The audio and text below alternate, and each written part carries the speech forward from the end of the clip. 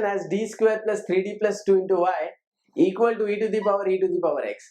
Now guys, to get the solution of this linear differential equation with constant coefficient, just observe the right hand side. So the right hand side is not matching with any of our 7 types which we have learned so far. So guys, to solve this, what I'm going to do is I'm going to use the last type where I've shown you how to find out the solution of the equation if the right hand side is not matching with any of our forms. So here we'll first find out the value of complementary function. So this is the function of d from which I'll find auxiliary equation, and then I'll find out the complementary function. So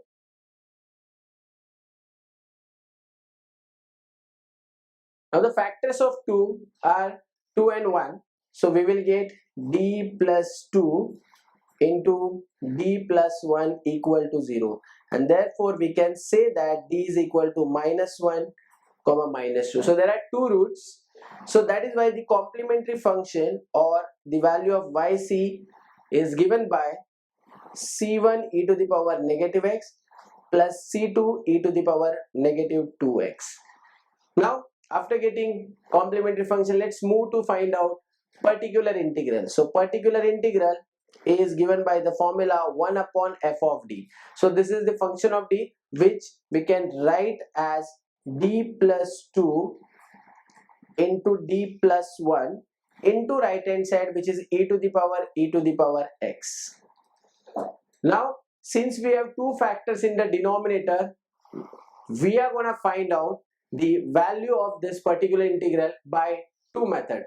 But here guys, I'll follow only one method, but I can explain you the second method. So accordingly, the first method is we'll find out the partial fraction of this, and then we will find out the value of integration, or before that we'll multiply these two terms, because after getting the partial fraction, this fraction will get divided into two parts. So for those two parts, we'll multiply it with e to the power x, and then we'll apply each operator separately on e to the power x. So that is one method.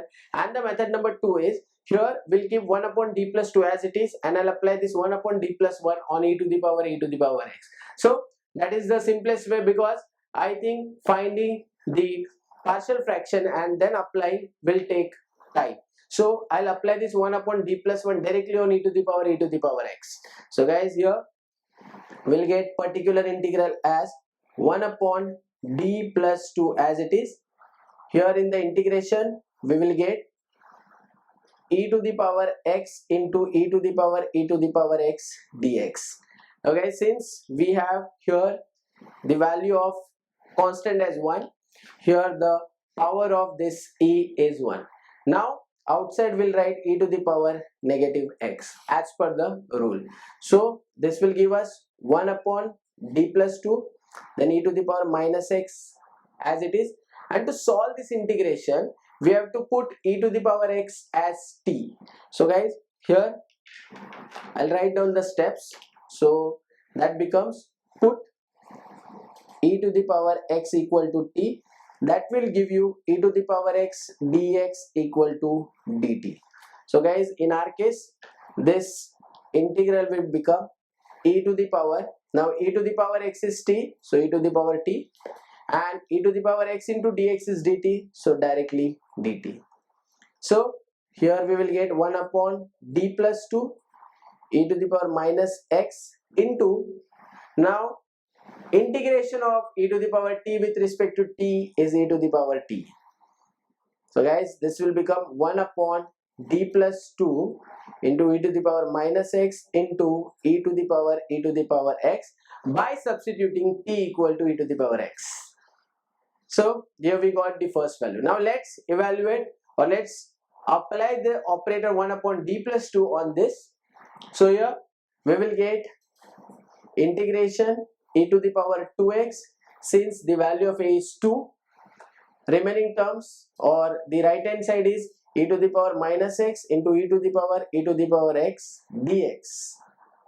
Next, e to the power 2x, which is positive, so outside will get e to the power negative 2x. So that is e to the power minus 2x. In integration, this will become e to the power x by adding the powers, and then e to the power x dx. So guys, here I got the integration which is exactly similar to this.